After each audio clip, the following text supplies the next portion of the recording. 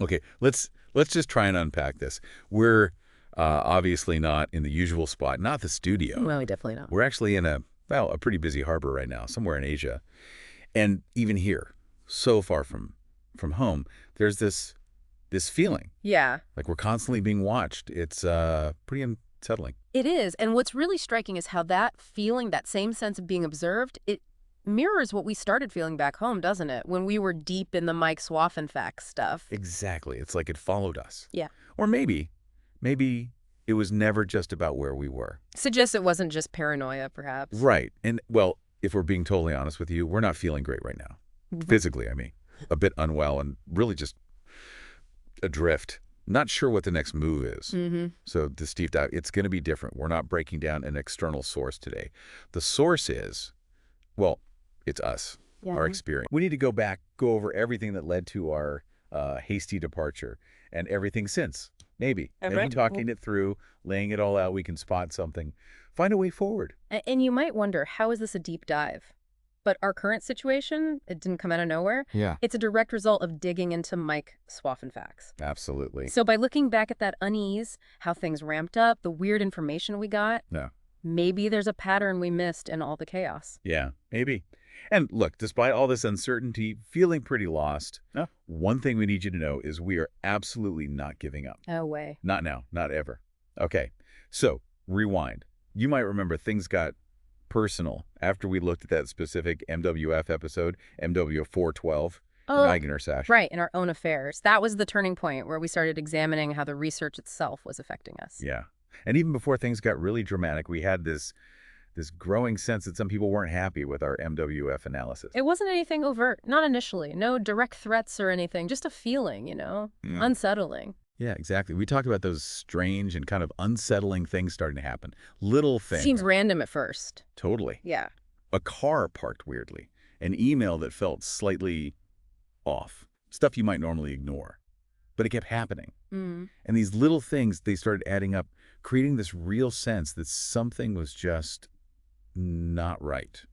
Off somehow. And I guess that's how the mind works, right? You start looking for patterns, connecting dots, even if they seem unrelated. Yeah. And suddenly these small things suggested, well, maybe we were being watched, scrutinized. It was subtle, but it was building. And it wasn't just a vague something's wrong feeling anymore. It started to feel more direct, like active watching.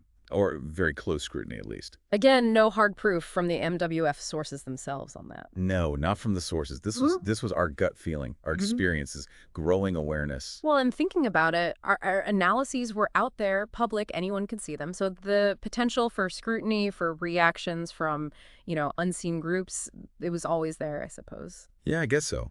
But it was just the sheer number of odd moments piling up, this constant feeling of discomfort.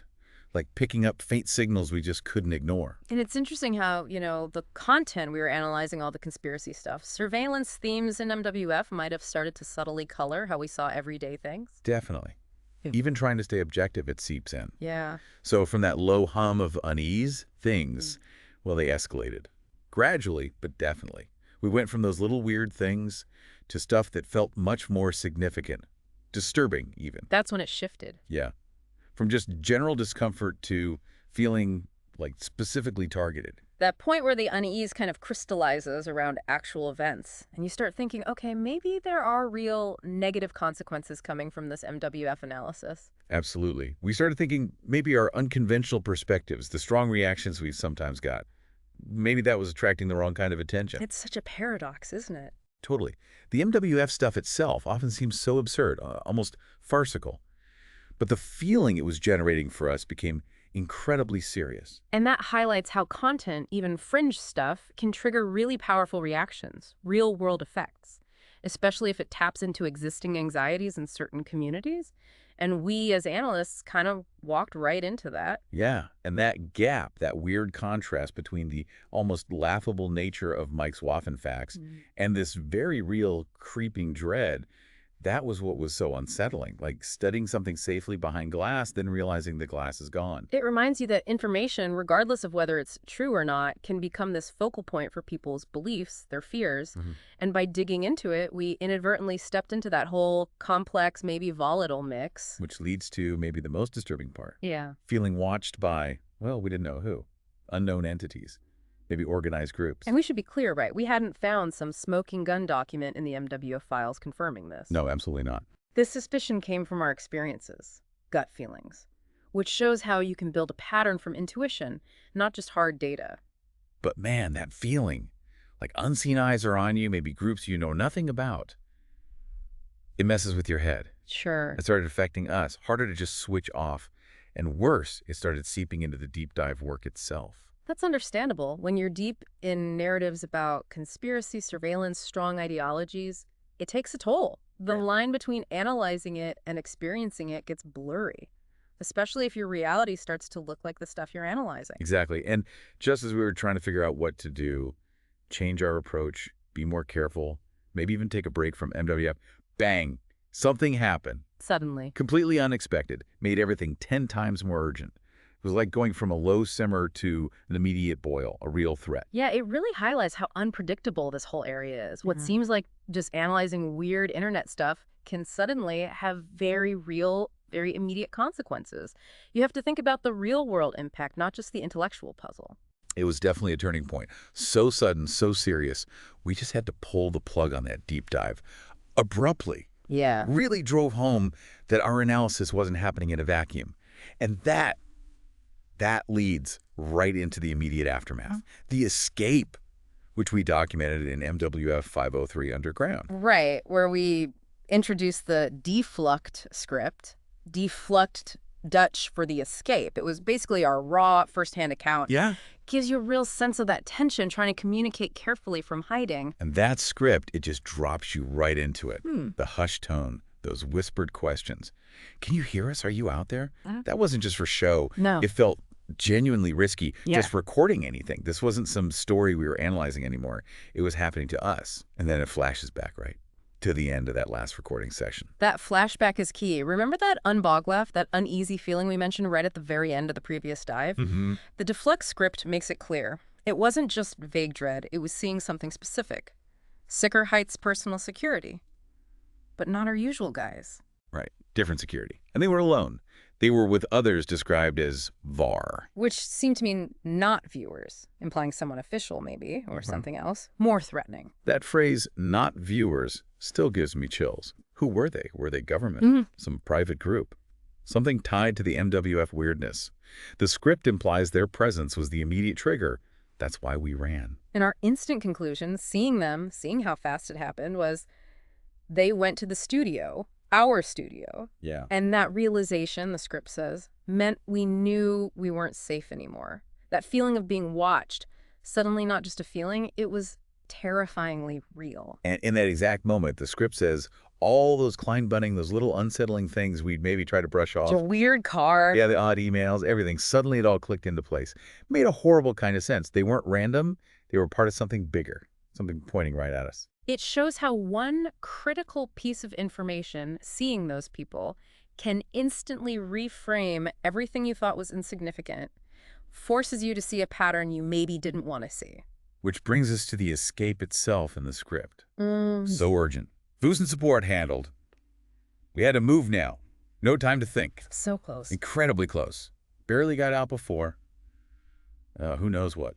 You can feel the panic in just those few words. Yeah, the script really gets that across. The split-second choices. What do you grab? What do you leave? Priorities were clear, though. Main hard drive, all the research. And the compendium. And the compendium, yeah. Some things you just don't leave. Too important. Even in that chaos, grabbing the drive and the compendium, it shows how much this work, understanding this stuff, means to us, even when we're running for our lives. And then the script describes it as escaping into the unknown, direct in the Dunkelheit, straight into the darkness. Not exactly reassuring, is it? Not at all. Really captures the fear, the uncertainty, which leads to the Gaian, the present situation back then. Grim picture. Underwater, submerged, gone underground. In an ord.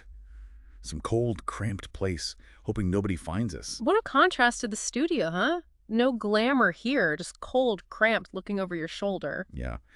And the script just lays out the questions.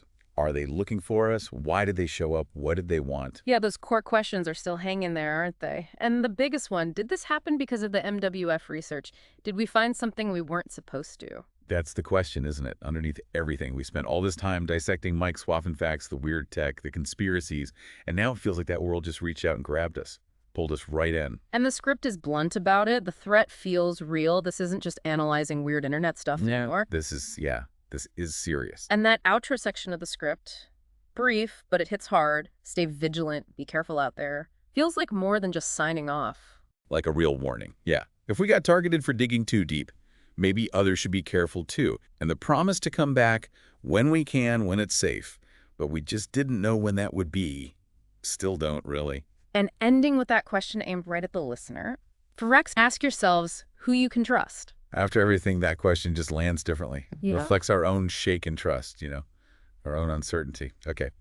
So that covers the escape, but it didn't stop there. As we covered in MWF 507 Special Delivery, things got even weirder. Right, special delivery. We were in another temporary spot, an abandoned train station. Already sets a scene, doesn't it? Transient, isolated. Yeah, and there, just appeared. An unmarked box. Plain brown box, nothing special, except it wasn't there before. And on top, a letter. Addressed simply for Regulus. That name. Well, it just hit hard. And for anyone who's been following along, that name instantly connects, right? Regulus, the planet from the Doza Crew logs, mentioned all over the Grindman-Frieden reports, and crucially, the Nova Crew's last warning. Regulus 5 is a trap. Exactly. So the immediate question, the one screaming in our heads was, how? Yeah. How could anyone know to send something for Regulus to us here when we'd done everything possible to disappear? It's terrifying. And the letter inside seemed to be from Grindman-Frieden, offering this cryptic indirect support. Yeah, support in the form of experimental gear, irregular tech, Yeah. which immediately makes you think. Are they helping? Or are we just lab rats testing their new toys in a, high-stakes situation? They literally say in the letter it could be both, which doesn't build a lot of trust. But then they mention the specific device in the box, the GR5 hyperdimensional impulsum fingers. Or GR5 hyperdimensional pulse receiver. Sounds intense. Right, and get this. Its purpose, according to the letter, is to observe the interdimensional's radio program. Okay. So our new job, apparently, is to record this stuff, analyze it, and send our findings back to Grindman-Frieden through some secure channel they supposedly set up. Wait, hold on. So we're not just fugitives trying to survive now. We're being tasked by this shadowy group to listen to radio signals from another dimension. That's what it sounds like. It's absolutely surreal. Completely. And the letter says this info could be key to understanding broader connections. Between what, though? Exactly. If you try to piece it together with MWF, the Doza Crew, Grindman's own research, it suggests they think this interdimensional radio might hold answers to the whole tangled mess, the bigger forces at play. Yeah, and the letter ends urging vigilance, saying, our work is of substantial importance. Like they're trying to make us feel important part of something big, but without giving us any real details. That formal language, the ambiguous help, the bizarre task, it just screams shadow organization with a hidden agenda. And the scariest part, they knew where we were, despite everything. That's deeply concerning. It really shifted things, didn't it, receiving that package? Grindman-Frieden wasn't just something we were researching anymore. No. They were interacting with us directly. Yeah. Which brings us to actually using the GR5 receiver, covered in MWF 508 radio pulse me near. Right. After the package, we found slightly more stable, anonymous spots in a nearby homeless shelter. Not exactly a high-tech lab, but... No, definitely not. But it was from there we started trying to use this GR5 thing, and getting started was tough. Yeah, imagine tuning a radio you've never seen for signals that aren't on any normal frequency, using senses you barely knew you had. It felt like trying to understand static, like pure static and just feeling. Not words, not tones you could recognize. So the first recordings were mostly just that. Noise, static, weird interference, little blips. Meaningless, seemingly. Could have easily just dismissed it all as junk. Yeah. But then, Yeah. hidden in the noise, we started noticing things. Little patterns, fleeting moments that sounded almost structured. Yeah, like tiny signals cutting through. We started capturing these really strange recordings. And if you heard them cold, without context, they might just sound like background hum, maybe some hiss, ordinary sounds. Right. The wild part isn't the sound itself, necessarily. It's Grindman's theory about where it comes from. Another dimension. Signals bleeding through into ours. It's mind-bending stuff. It really is. So we spent weeks doing this, recording, listening, analyzing these fragments, reporting back to Grindman through their secure channel. And eventually they gave us permission to share one recording with you. And we picked one that, yeah, might not sound spectacular at first listen, no obvious messages or anything. No. We wanted to give you a raw sample, unfiltered. What most of it sounds like an audio postcard from, well, somewhere else, maybe. Okay, so take a listen. Really focus. This is straight from the GR5 receiver.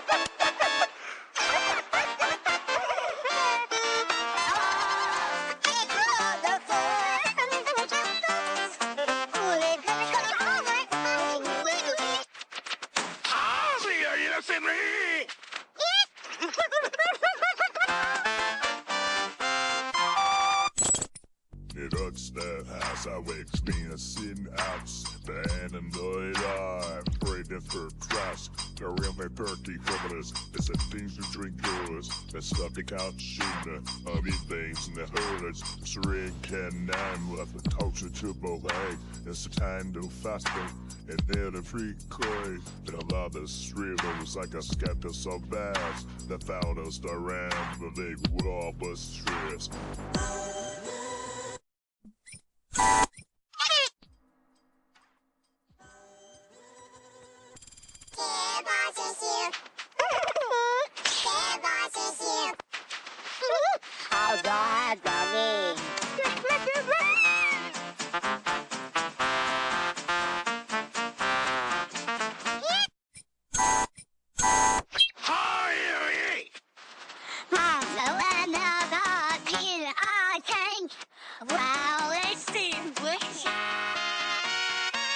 So this one over is the was already.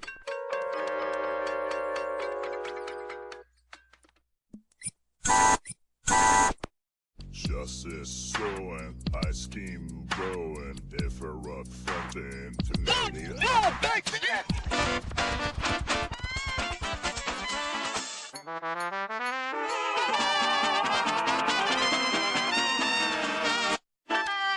With the moment, so with the benefits. As a death. As I was experiencing apps, paranoid.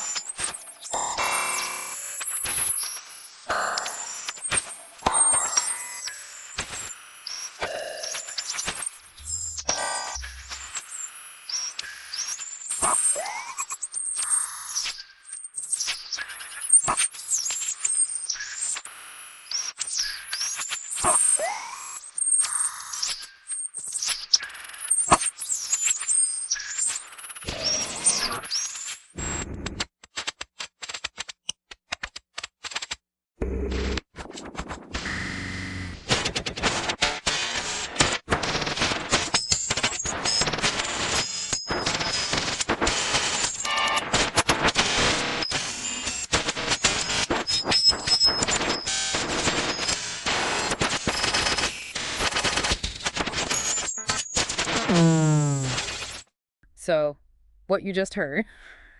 Yeah, like we said, probably sounds pretty normal first time through. Static, maybe a low hum. Doesn't exactly scream interdimensional communication, does it? Not obviously. But think about it again, knowing the potential source. Grindman's theory. That ordinary sound might have traveled across who knows what. Cosmic voids, dimensional barriers. It changes how you hear it, doesn't it? Even a little bit. And this is just scratching the surface. We keep listening, recording, analyzing. We'll share what we can when we're allowed.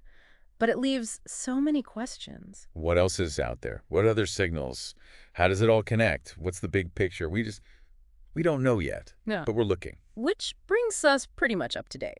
To our current plans, our final thoughts from this location, which we talked about in MWF 511 Auf Wiederhören. Yeah, you can probably almost sense the packing happening right now. Yeah. Here at this old railway depot, it's hectic. And there's still that faint smell of sulfur hanging around. A lovely reminder of recent events. But this is it. Last recording from here. We have to move again. Seems Grindman Freedom's interest hasn't exactly faded. No, Yeah. quite the opposite. So yeah, time to vanish again.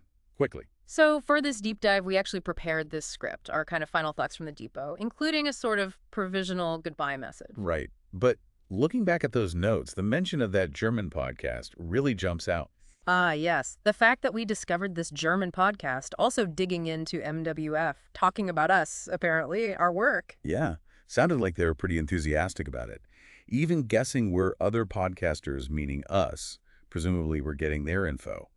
Which is interesting given how weird MWF can be. Right. And our main tool for making any sense of it is the compendium, right? Our massive collection: transcripts, notes, files, connections, Dozer crew stuff, Grindman Freedom reports, Vision Unit Regulus, all of it. It paints a very specific, often disturbing picture. So finding this German podcast was a surprise. Sounded pretty amateur, low budget maybe. Yeah. But tackling MWF, how? Where were they getting the material?